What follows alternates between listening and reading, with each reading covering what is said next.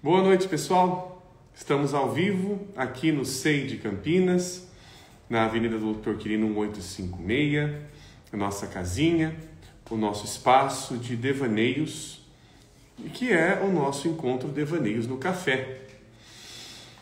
E, para quem não conhece o SEI, aqui é um espaço cultural, aqui é um espaço que abriga também exposições de arte, para quem quiser conhecer. Aqui já até fiz um stories agora, antes da entrada da nossa live, que está mostrando uma mostra que ainda vai ser estreada. Será estreada agora no sábado, às 10 horas da manhã.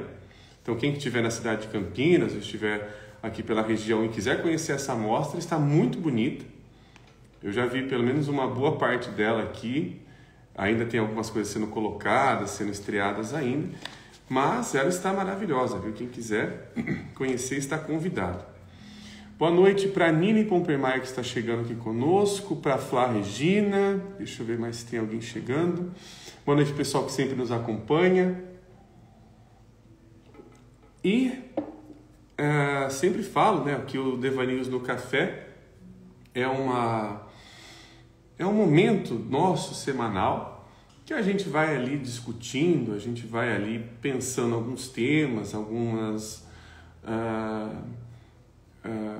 assuntos que nos interessam, seja cotidianos ou seja de algum outro tipo, para ali nós refletirmos no sentido de tentar encontrar ali algo que não está tão óbvio.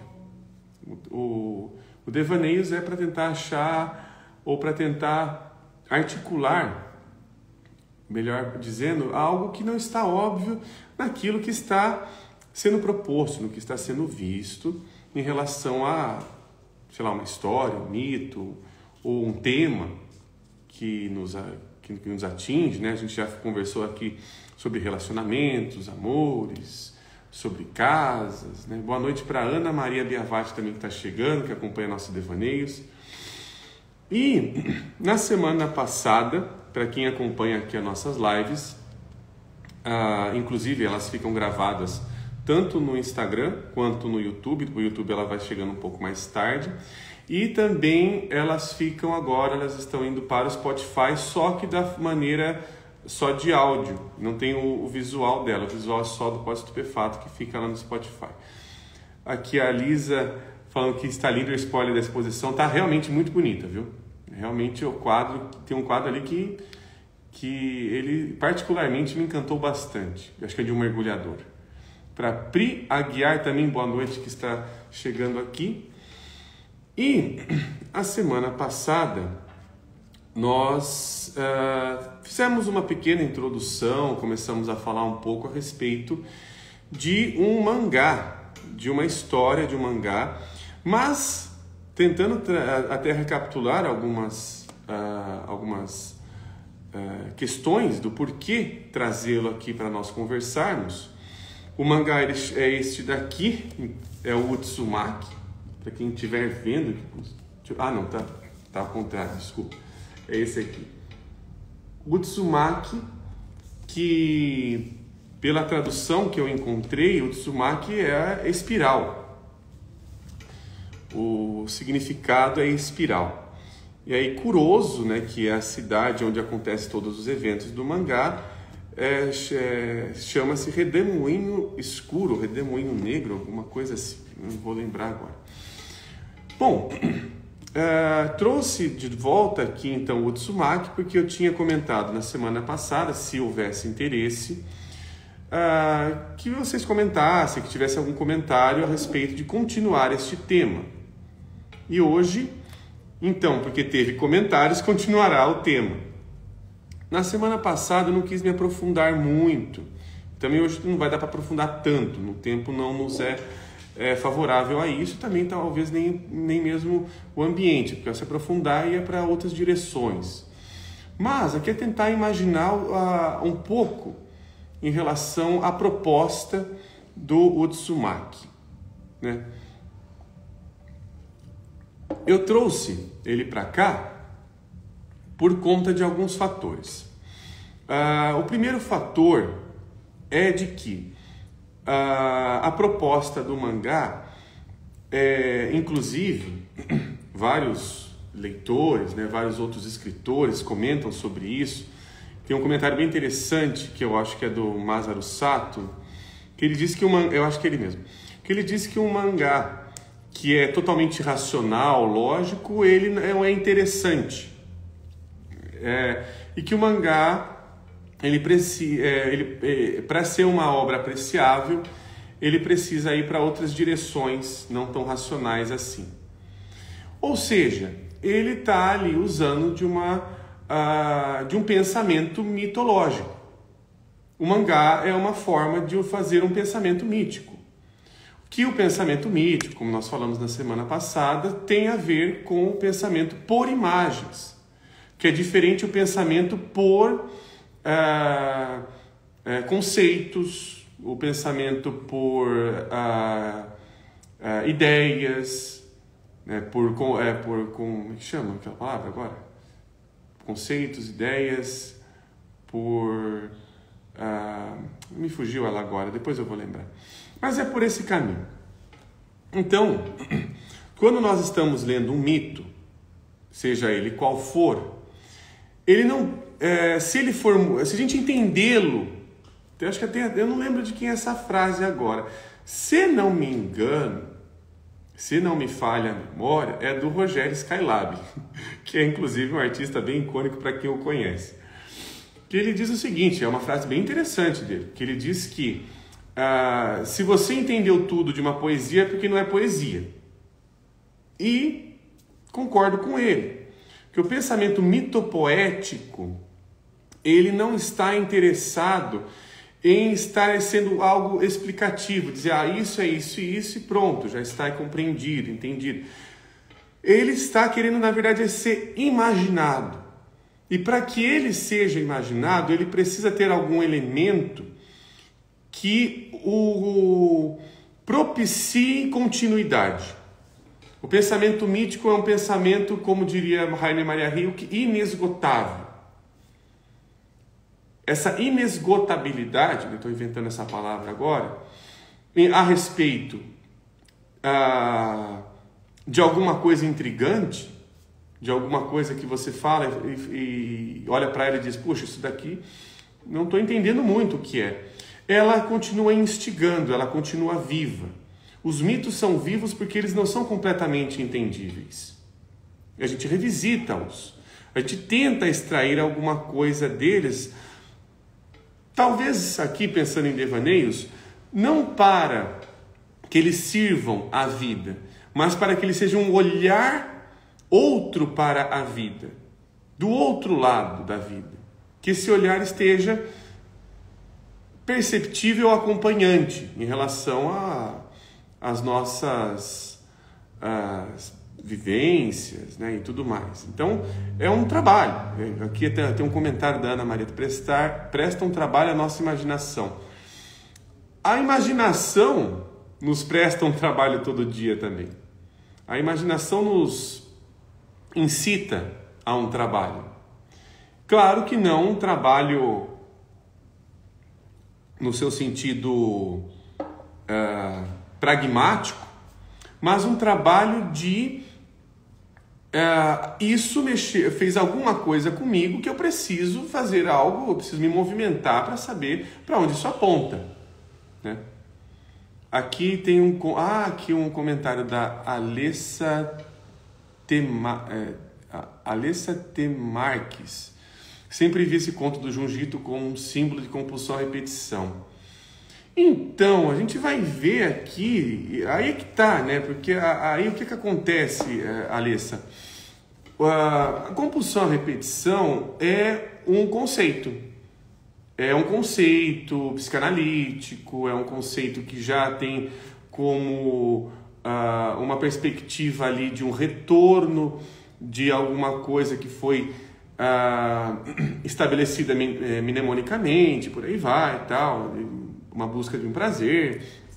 Aí todo mundo aí que lê Freud já tem algum certo domínio em relação a esse conceito.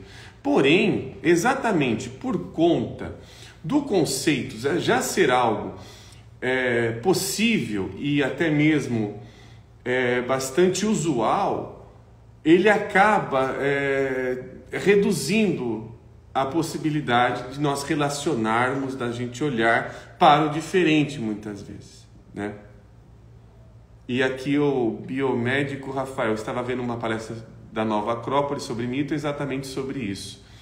Sim, o mito, né, a linguagem mítica é uma linguagem que está interessada na imaginação, né, ressaltando esse ponto. E a linguagem da imaginação, ela sai do nível de mensuração, né? Ela não está preocupada o quanto isso é melhor ou pior, né? Essa linguagem até mesmo complicada em quesito a falar como em questões, por exemplo, que são imensuráveis, como amor, como tédio, como melancolia, seja como for. Que são questões ali que quando a gente tenta mensurar, a gente cai num lugar perigoso, que é o lugar ali de dizer se isso é saudável ou não, ou se isso é bom ou não para mim. Que é um ego-service, né? Um self-service, que não sai muito do lugar. Ele costuma, né, ficar ali falando a mesma coisa e tudo mais. Tá. Bom, por isso que eu trouxe o Uzumaki na semana passada aqui para nós conversarmos, que assim, eu não sou um grande conhecedor também, né? Isso também é bom colocar, não sou um exímio conhecedor da literatura japonesa, eu não sou um exímio conhecedor, inclusive, da perspectiva oriental, não só da japonesa, mas estou citando o japonês porque o Jiu-Jitsu é japonês, e fala sobre a cultura japonesa também.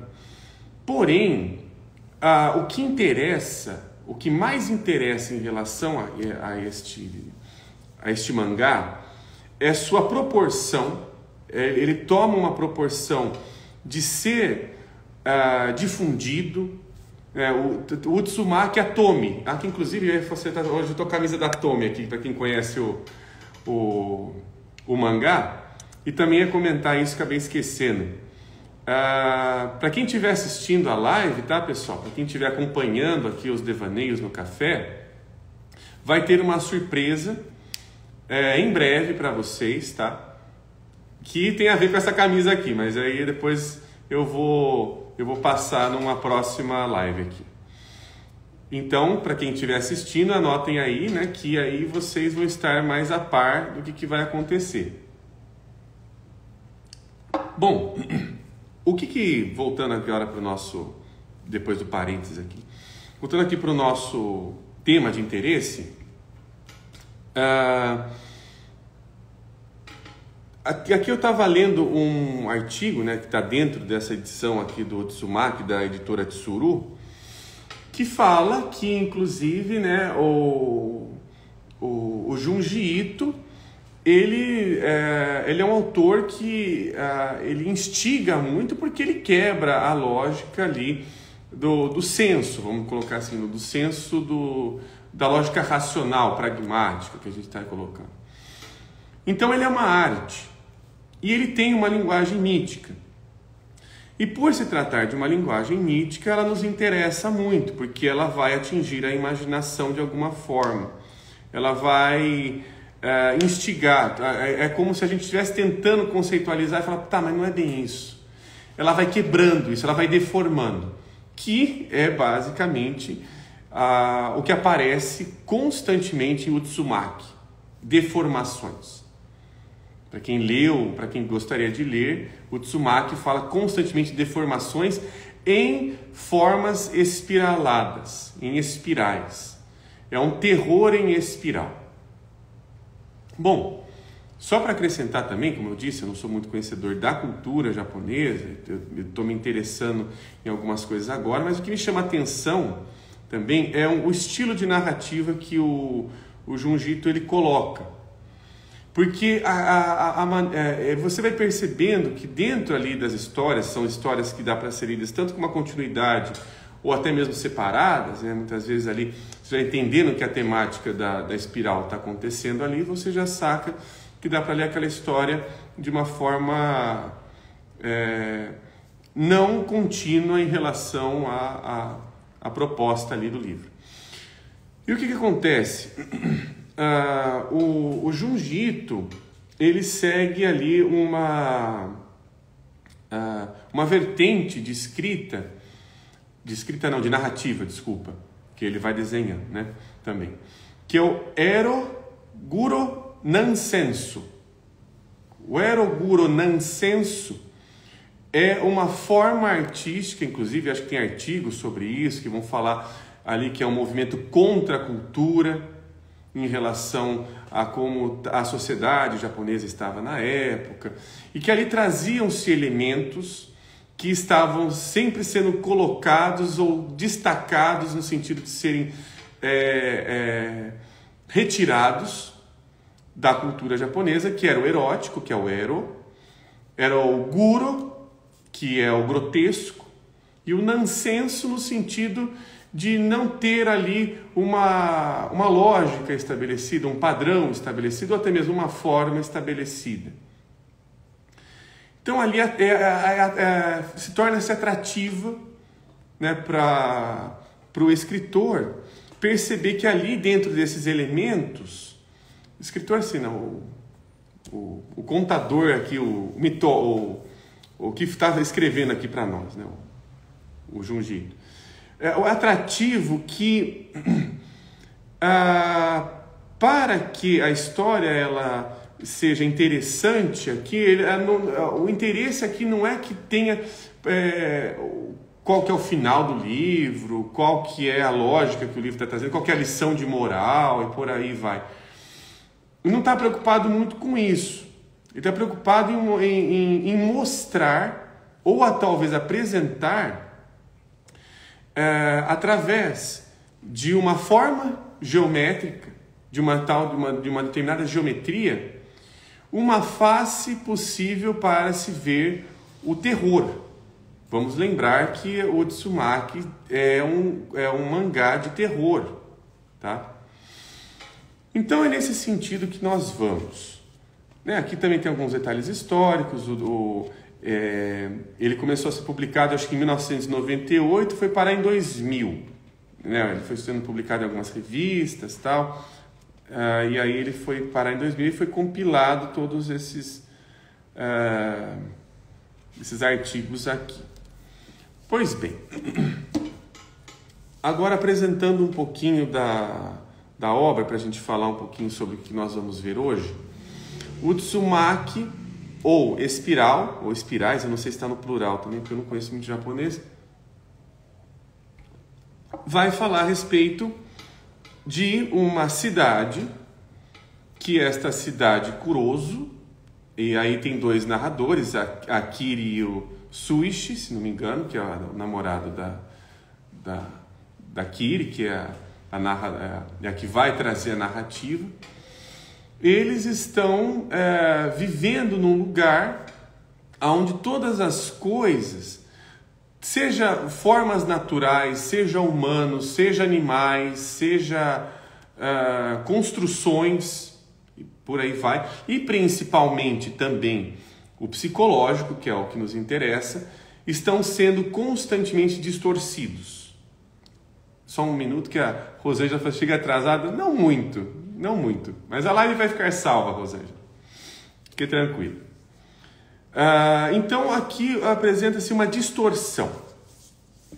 O tempo todo, e essa distorção, seja do humano, seja do animal, seja do natural, isso nos interessa em um determinado fator, se a gente for pensar ali em imagens, né, em mito, porque ele apresenta um fator de metamorfose.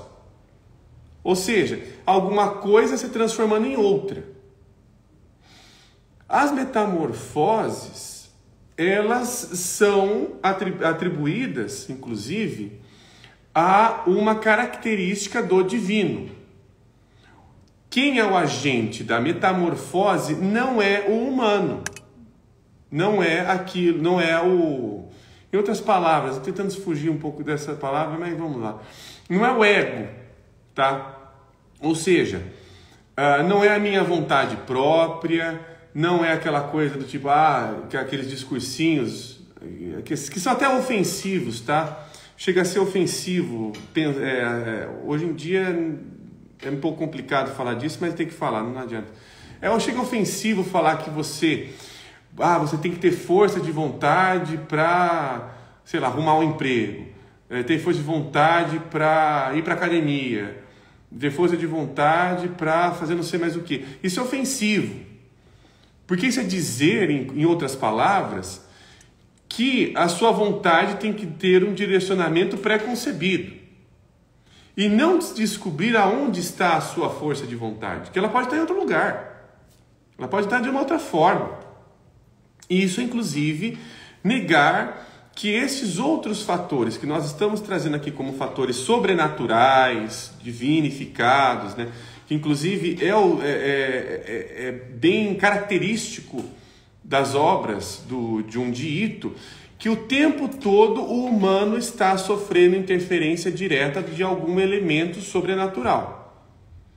Ou seja, eu estou me tornando isso contra a minha vontade, não sei como fazer isso, estou indo para lá.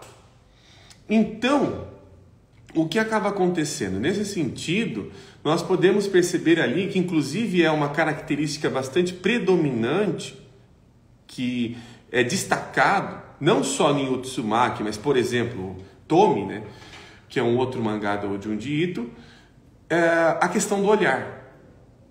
Os olhares são muito... Deixa eu ver se eu consigo trazer aqui um exemplo, deixa eu mostrar desses olhares aqui.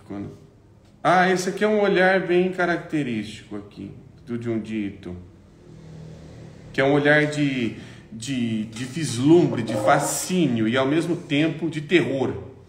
Deixa eu aqui dar.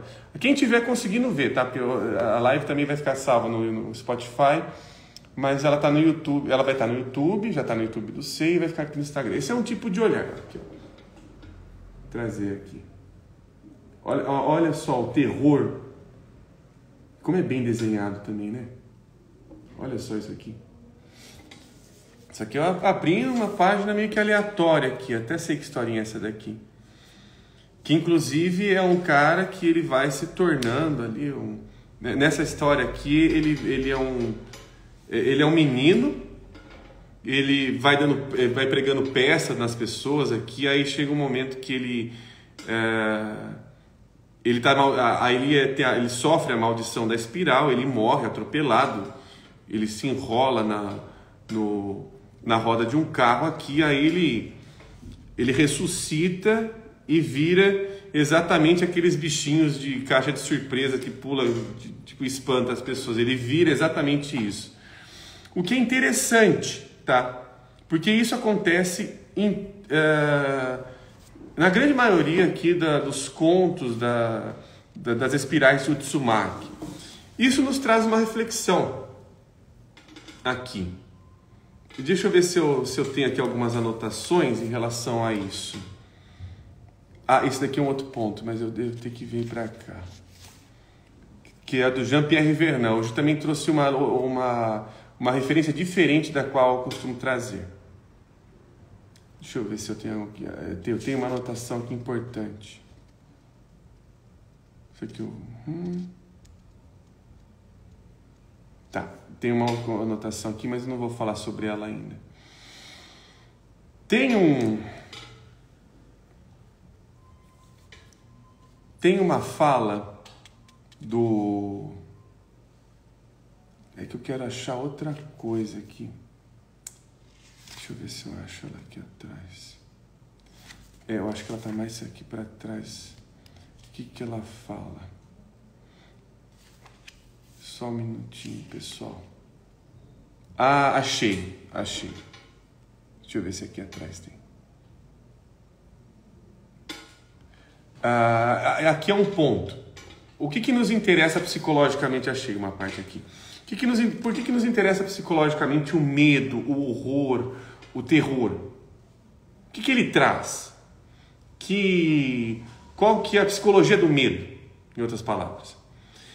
O medo, ele se refere, né, àquilo que eu acho que não sou, mas eu sou também. Isso é interessante. E isso vai entrando, inclusive, dentro de um olhar de fascínio.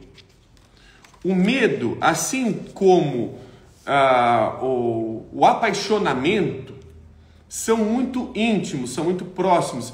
Eles trazem um olhar de fascínio. Estou terrivelmente perdido de amor e por aí vai. Então, nesse sentido, também tem uma outra característica que acontece, que nos é entregue ali dentro do Utsumaki. No Utsumaki, já logo na primeira história, não, deixa eu ver se eu não estou falando besteira, tá? Deixa eu só confirmar aqui. É isso mesmo. Já logo na primeira história, o pai do Suichi, que é o namorado da Kiri, que é a protagonista, os dois são protagonistas, na verdade, né? Ele fica, a primeira coisa que ela acontece lá, ela tá vendo umas coisas diferentes na cidade e tal, ela vê alguma coisa estranha no cara ali, que ele tava numa vielinha e tava fascinado por, eu acho que um caracol, alguma coisa de forma espiralada que saía de uma parede. E aqui eu vou dar um monte de spoiler, tá, pessoal? Então quem quiser aqui, mas assim, os contos já são fantásticos por si só, vale a pena muito lê-los. Mas o que acontece? Ele fica fascinado e ele começa a ficar extremamente compulsivo em relação a juntar tudo que tem espiral, tá? Até que o momento que ele vai pegando pratos em espiral, animais na rua, qualquer coisa assim que tem espiral, uma mola e por aí vai. Só que a esposa dele joga fora tudo de uma vez, e aí ele fica maluco, briga com ela, fica com aquele olhar de terror em relação ao que ela fez, e depois ele dá uma sacada e começa a dar risada e falar: eu não preciso disso. A espiral está dentro de nós. E ele, no final desse primeiro conto, ele morre dentro de uma bacia, contorcendo totalmente o seu corpo até ele ficar deformado em uma forma espiral.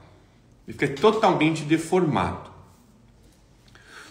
E ele fala, né, antes dele morrer, a esposa dele no segundo conto começa a ouvir vozes, e estas vozes que ele é o marido morto ali, já dizendo assim para ele: a espiral vai te pegar, não adianta você fugir dela. Ela vai pegar você. E ela fica totalmente terrificada com isso, tenta cortar tudo que é de espiral, do próprio corpo, de si, vai se automutilando, cortando o próprio cabelo e por aí vai, tudo mais e tal.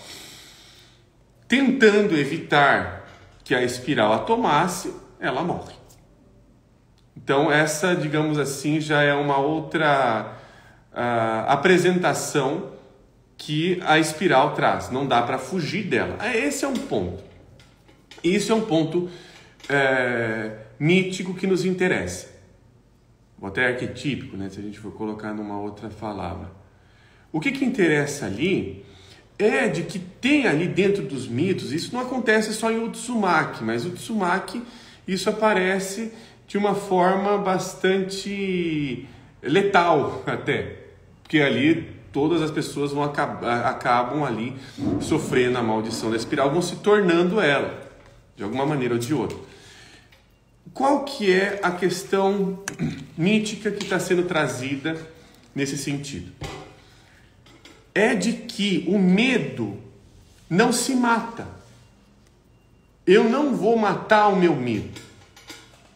Se a gente for pensar também tanto nos medos, nas aflições, nas angústias que nós temos, a partir do momento, e aí eu acho que é também interessante que traz aqui o Utsumaki, a partir do momento que eu tento matar o meu medo, evitá-lo constantemente, que essa segunda história aqui do mangá é excepcional para se ver isso, a partir do momento que eu tento matar ele, ele na verdade está me devorando.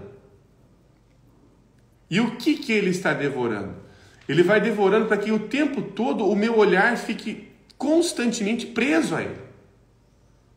E aí que tá, a questão é o olhar. Por isso que eu tentei ressaltar muito esse tipo de olhar, porque nós não estamos falando de um campo ocular nesse caso, não é este olhar, mas é o olhar através da imaginação. O que acontece em todas as histórias de um dito, até as que eu li até agora, em todas, o olhar que não desgruda daquilo que o fascinou ou terrificou. Ele não desgruda. Então a gente não mata o medo. Não dá para lutar contra ele, diretamente falando. Não dá para encará-lo face a face. Porque encarar o medo face a face nesse sentido é uma mortificação. Uma mortificação que não acontece, e que pode acontecer, mas ela não é esse o sentido. Ela não acontece no nível físico, ela acontece no nível psicológico. Ou seja, a psique fica petrificada, fica presa, se transforma naquilo que ela evita o tempo todo em ser. Ao tentar evitar, matar o medo é que me mata. E não que ele me traz uma perspectiva de percepção sobre o que eu estou vendo. Então ele vai me engolindo, em outras formas.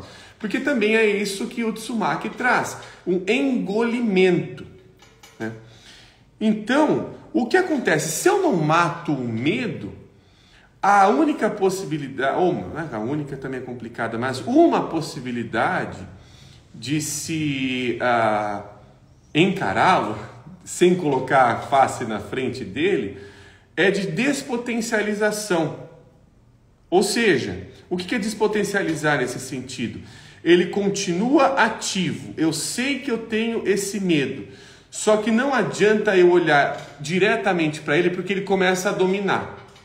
Ele começa a engolir a minha forma de ver. E nós estamos falando aqui sobre o medo, né, o horror ali, como aquilo que é fascinante. Tudo aquilo que é fascinante, que é maravilhoso, é a resposta que eu preciso para a minha vida e tudo mais e tal, vai nos engolindo. Que é exatamente o que as espirais fazem. Elas transformam aquela humanidade em uma outra coisa. Você vai se transformar naquilo que eu quero que você seja. Quanto mais você me evitar, ou achar que está evitando, no sentido de renegar, eu estou mais atuante. Então, nesse nível, encarar face a face, ou seja, olhar com os olhos literais para o medo é perder. Ou seja, o que é olhar para um olho literal? É chegar para o medo e falar, hoje eu vou te vencer, hoje você não vai mais me dominar, hoje você não existe mais. Isso é loucura. Pensando psicologicamente. Isso é uma total loucura. Quem fala isso é até um pouco... ou é desavisado ou é desonesto, dependendo da situação que for.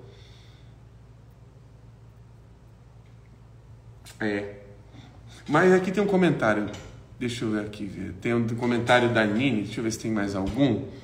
Para eu não ir perdendo aqui os comentários do pessoal. Aqui, pessoal, tem muita coisa que o mito, né, o mangá nos traz aqui. Ele é fantástico, ele é mítico, esse mangá. Vale muito a pena ler, ele é bom pra caramba, tá? Por isso que eu tô trazendo ele pra cá, pra gente olhar. Aqui, não, tem só um comentário da Nini. Aqui. Só um minutinho que eu vou espirrar, pessoal.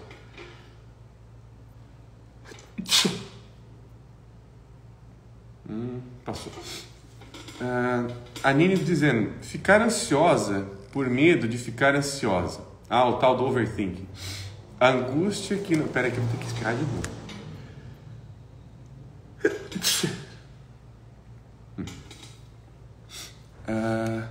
Aqui, arrumar aqui. A angústia que nos paralisa também é aquilo que nos deseja um movimento.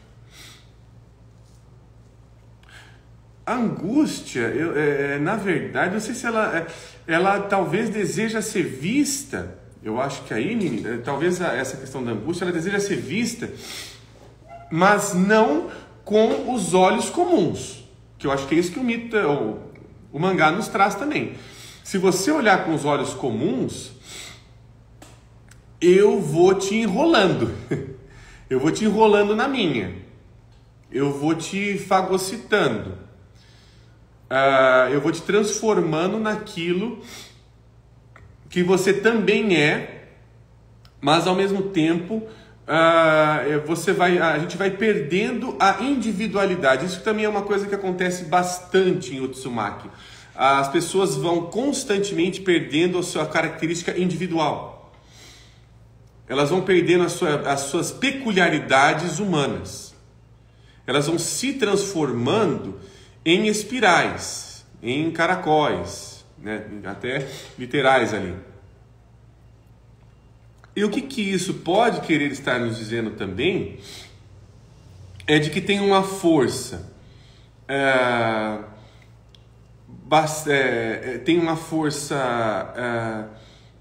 interior que nós não conhecemos sobre nós, que a partir do momento que eu não sei sobre ela, não dou narrativa para ela, ela vai me tomando. O que acontece? Um dos mitos que também são interessantes em falar sobre o olhar do horror é o mito da Górgona, ou nós falamos da Medusa.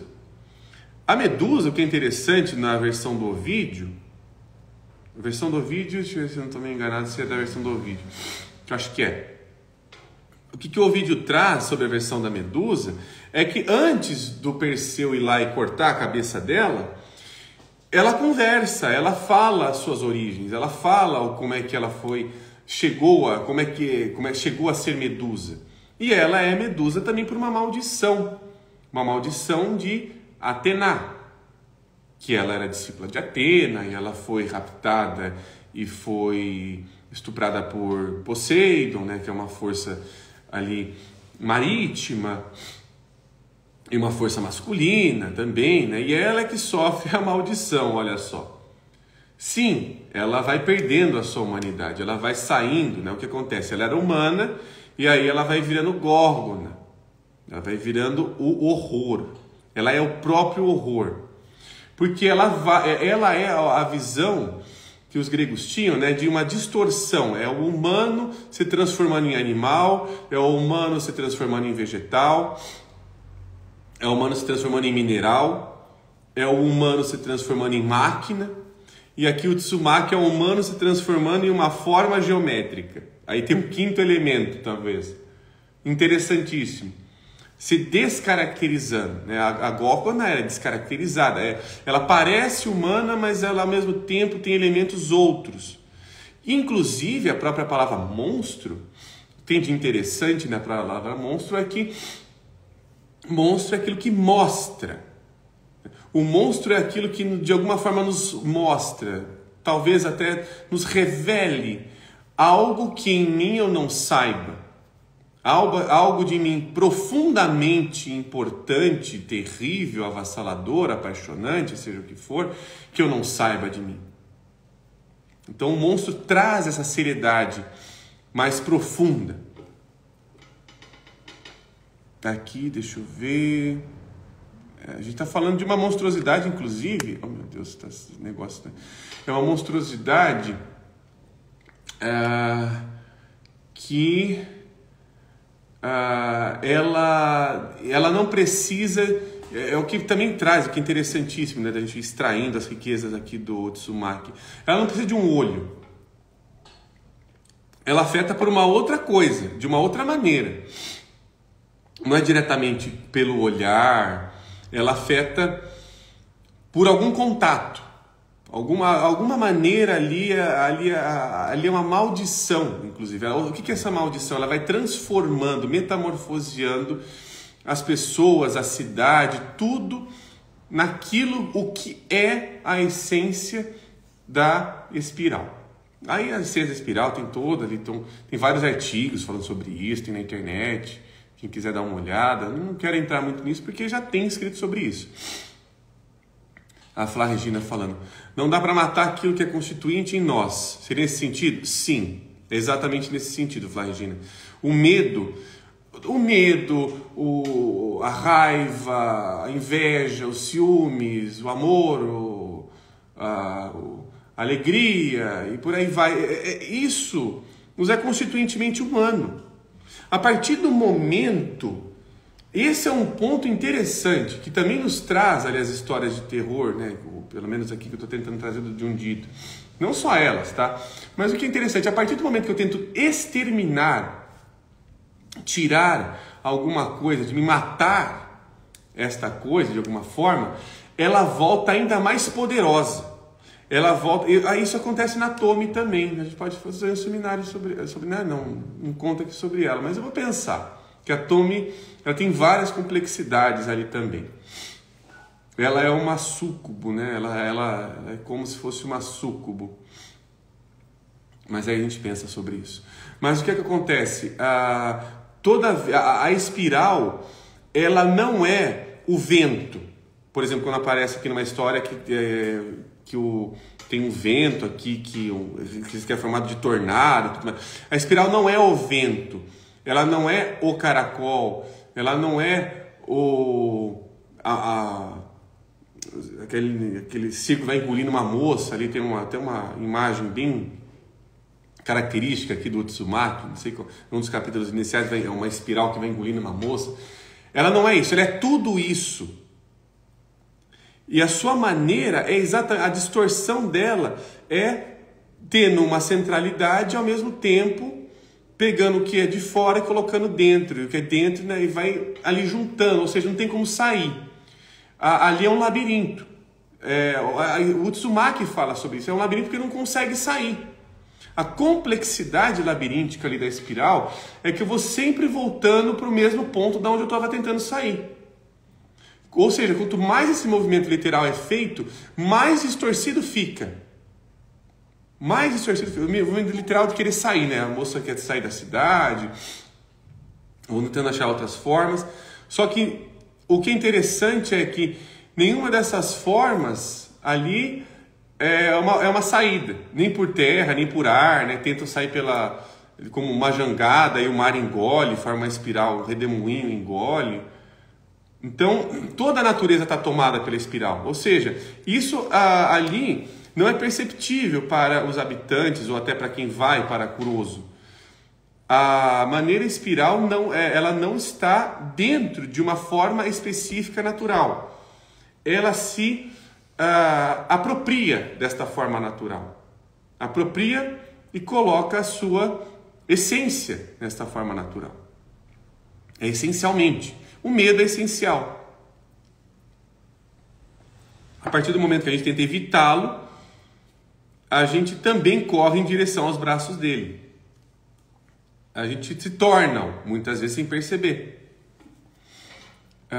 Então aqui tem um outro comentário da Deni. Na síndrome do pânico, um medo constante de tudo.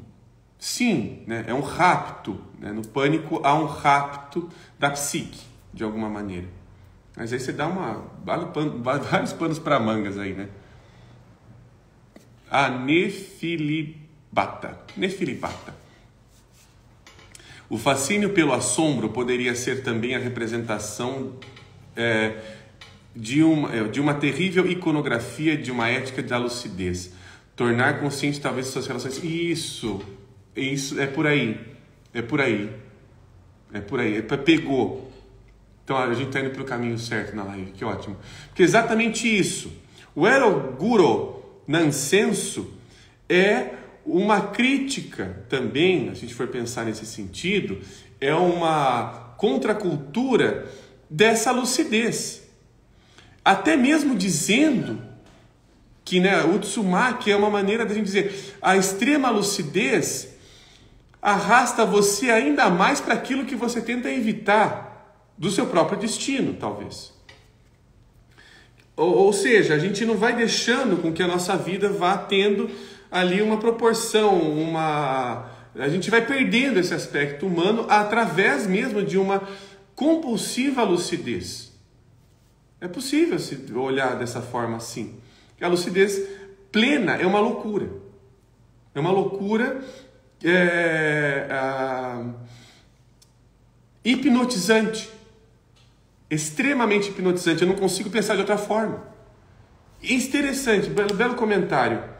É hipnotizante, a lucidez completa, ela hipnotiza, ela vai trazendo, nossa, eu preciso saber o que é isso, de que forma? Ou seja, se eu não compreendo, se não atingiu o meu nível racional absoluto, muitas vezes o que nós culturalmente fazemos, a gente descarta esse elemento. Ah, isso aqui é uma historinha para boi dormir e tudo mais e tal, buscando sempre uma maneira correta, até tem essas palavras feias aí, absoluta, constante, de que aquilo seja apreensível ao seu máximo grau. Isso é um pensamento extrativista. A gente poderia até colocar um pensamento capitalista, como traz aqui o tema do Masaru Sato nesse artigo desse livro, da editora Tsuru, que eu tenho aqui, do Tsumaki. A gente pode conversar sobre isso um dia também, né? Que dá pano pra manga pra caramba. Deixa eu ver aqui se tem mais algum comentário. Tem aqui. Ah, Gabi Carinhato.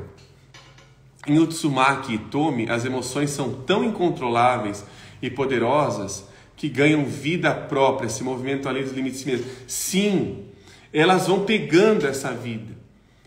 A partir do momento, né, Gabi, que ela vai ficando extremamente fascinante, o olhar, ela pega por um determinado olhar.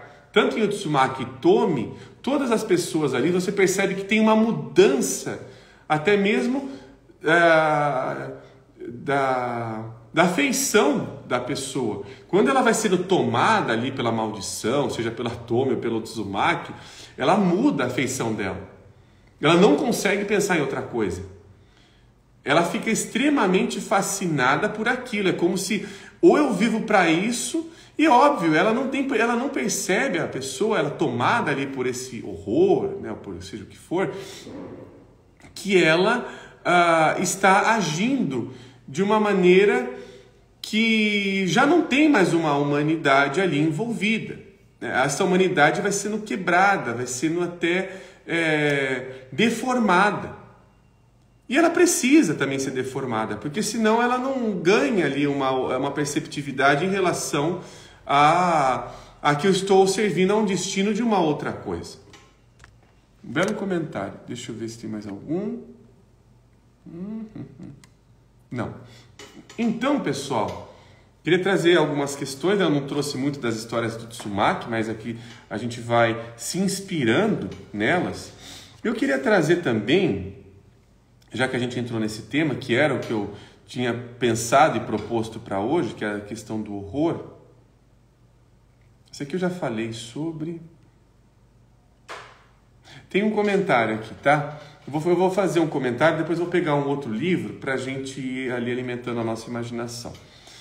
Um comentário aqui, uma anotação, de que os monstros, eles brincam com as semelhanças e as diferenças com o humano.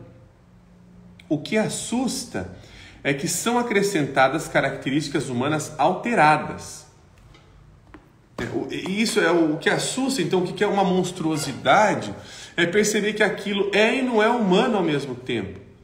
É como se realmente eu fosse perdendo a lucidez. Alguma coisa vai tirando essa... Ou seja, quanto mais a gente vai tentando colocar as coisas numa lucidez, a lucidez também nos cega. Nós precisamos dessa parte que percebe que as coisas não podem ser tão lúcidas assim, tão terminais assim, tão fatídicas, tão objetivas, seja qual for o termo, senão a gente é tragado por elas. A gente é engolido pela espiral. Ela vai nos transformando nela. Né?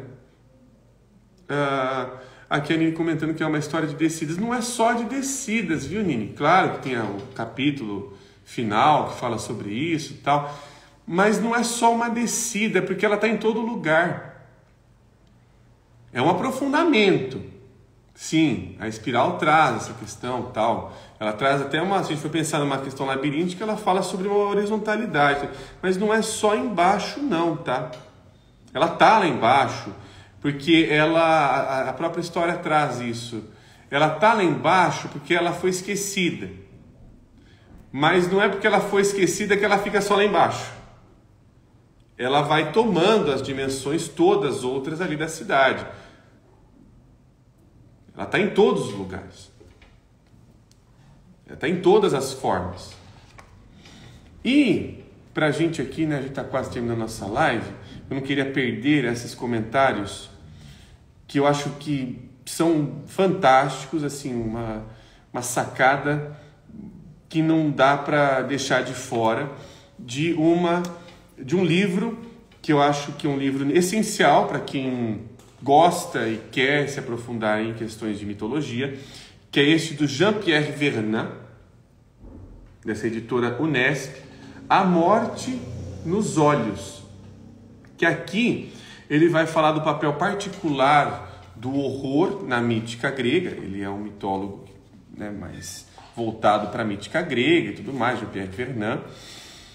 E aqui ele vai falar sobre a Górgona, que a gente comentou aqui um pouco agora, e vai falar, tem 3 trechinhos que eu separei aqui para nós discutirmos. Tem um outro aqui também que eu acho que... Tem outro aqui que é muito bom também. Vamos ver se dá tempo. Olha só. Então, aqui na versão do livro que eu tenho, ele está na página 86. O primeiro grifo está no meio para cima, um pouco, do primeiro parágrafo. E ele diz o seguinte: ver a Górgona é olhá-la nos olhos. E a gente já comentou desse perigo, né? Ou dessa... para onde isso costuma levar. Pelo cruzamento de olhares, deixarmos de ser nós mesmos, de sermos vivos e, como ela, olha que potência isso aqui que ele está falando, nos tornar potência de morte. Olha só, se eu olho diretamente para o terror, porque é o que a Górgona é, ela é o próprio terror, eu começo a me tornar, ela vai me transformando numa potência de morte. É exatamente, olha como é arquetípico, é bonito de ver o Tsumaki assim, é um brinco. Encarar Gorgó é perder a visão em seus olhos. Que visão ele está dizendo? A visão da fantasia. O olhar da fantasia. Eu não perco essa visão, eu não sei. Eu não percebo que é um jogo. Eu não estou mais nesse lugar de é um jogo. Eu estou, na verdade, percebendo que eu tenho que fazer isso, porque se eu não fizer isso, sei lá, o mundo acaba.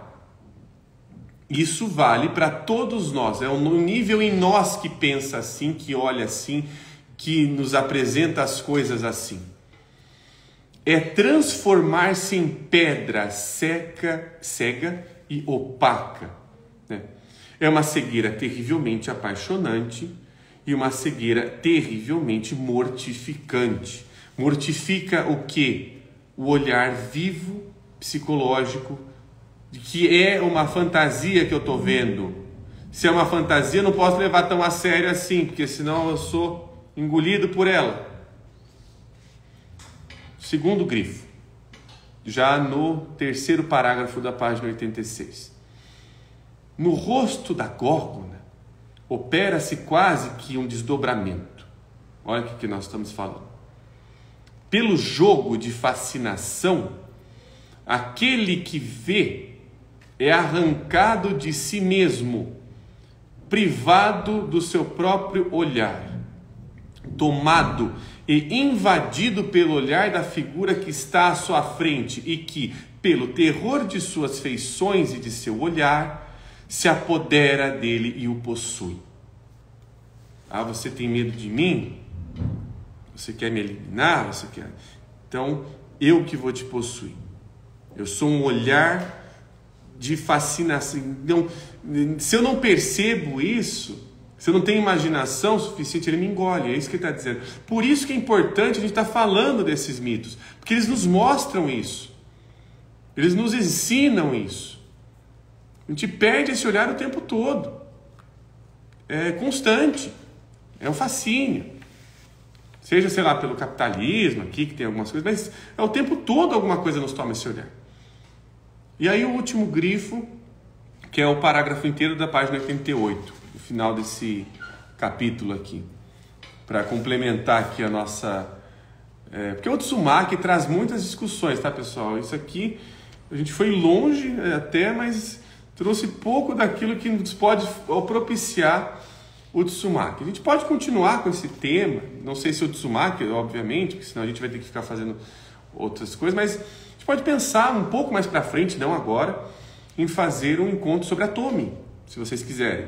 Se vocês quiserem, pode deixar nos comentários após a live, aí a gente vai juntando os interesses aqui, tá? Mas aí eu vou pensar se eu vou fazer no devaneios ou se eu vou fazer num outro formato. Mas se haver interesse, a gente fala sobre sim. Último grifo, página 88.